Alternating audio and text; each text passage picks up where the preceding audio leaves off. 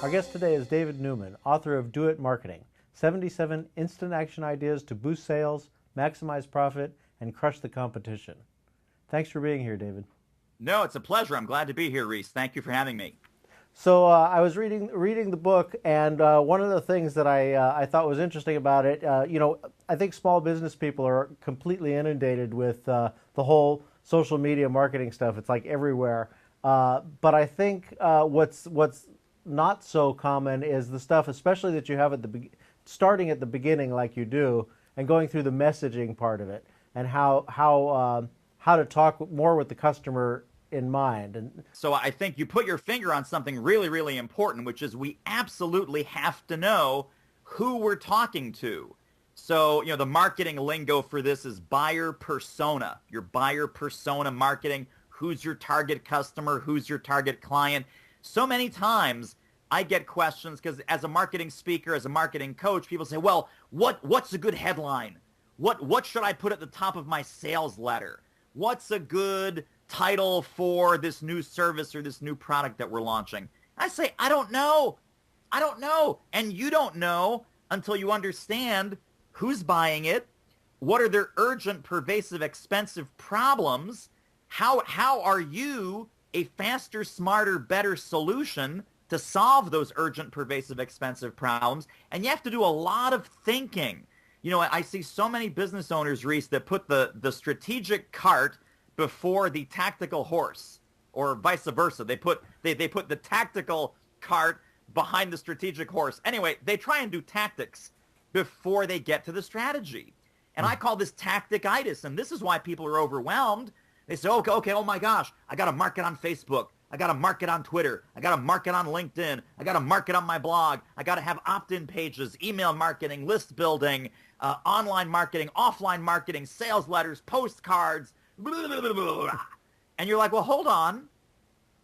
Have you decided who specifically you're trying to reach? You really have to figure out a couple of key strategies. And the first part of the Do It Marketing book is all about your business model, your revenue model, and your delivery model. So who are we selling? What are we selling? How are we selling it? How are we making money at it? And again, I've done this, Rhys, with even experienced business owners, folks that have been running their business for 10, 15, 20 years, and they're at a pivotal point or they need to rebrand or refresh their marketing. I say, you know what? Clean slate. Let's pretend it's a clean slate. You've got nothing, no website, no customers, no clients, no messaging. What would you say today? What would you offer today? What is, on a clean slate, based on what you know now about your target clients and customers, what are they really buying when they buy from you? And then everything flows from that. So one of the things I like in the book is you talk about languaging and how you speak to your customer. And so you have this thing called the coffee test in there. I'd like for you to share that. Sure. Well, so this is about what you say on your website, what you say in your promotional materials, your sales letters, anything that markets and promotes your business. If you were to sit down with someone face to face over a cup of coffee, and if you could not say out loud what's on your website because you'd make yourself laugh, right? Then it's not good marketing language. So what do I mean?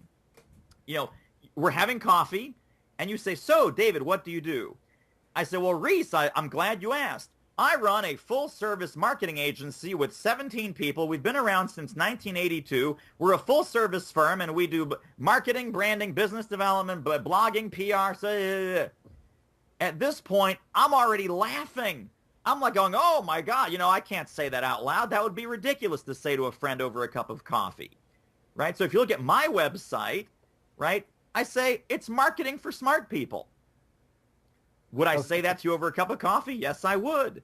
You'd probably say, David, what is marketing for smart people? I say, well, I work with executives and entrepreneurs who want to position themselves as thought leaders and generate more business and get more clients and make more money.